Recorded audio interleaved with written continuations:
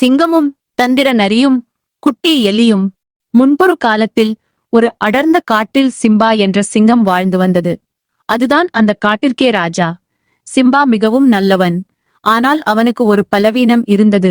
யார் புகழ்ந்து பேசினாலும் அதை அப்படியே நம்பிவிடுவான். அதே காட்டில் பிகிலு என்ற ஒரு தந்திரக்கார நரியும் வாழ்ந்து வந்தது. வேலை செய்யாமல் மற்றவர்களை ஏமாற்றி சாப்பிடுவதுதான் அதன் வழக்கம். நரியின் தந்திரம். ஒரு நாள் சிம்பா ராஜா குகையில் ஓய்வெடுத்துக் கொண்டிருந்தான். அவனிடம் சென்ற பிகிலு நரி, ராஜா ராஜா, உங்களைப் போல ஒரு கம்பீரமான சிங்கத்தை இந்த உலகத்திலேயே பார்க்க முடியாது. உங்கள் குரலை கேட்டாலே காடே நடுங்குகிறது என்று ஐஸ் வைத்தது. சிம்பா புகழ்ச்சியில் மயங்கி, அப்படியா பிகிலு, உனக்கு என்ன வேண்டும் கேள் என்றான். எனக்கு ஒன்றும் வேண்டாம் ராஜா, உங்கள் கூடவே இருந்து உங்களுக்கு பணிவிடை செய்ய அனுமதித்தால் போதும் என்று நரி சாதுரியமாக கூறியது.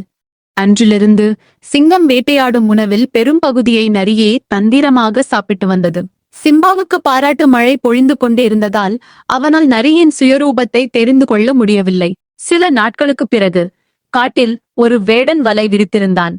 காட்டை வலம் வந்த சிம்பா எதிர்பாராத விதமாக அந்த வலையில் மாட்டிக்கொண்டான். காப்பாற்றுங்கள், காப்பாற்றுங்கள் என்று சிம்பா உரக்கக் கத்தியது.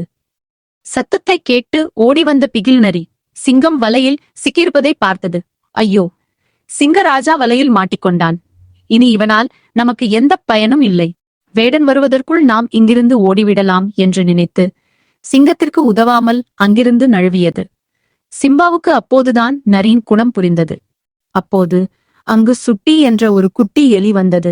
சிம்பா ராஜா ஆபத்தில் இருப்பதை பார்த்தது. உடனே ஓடிச் சென்று தன் கூர்மையான பற்களால் வலையை கடித்து குதறியது.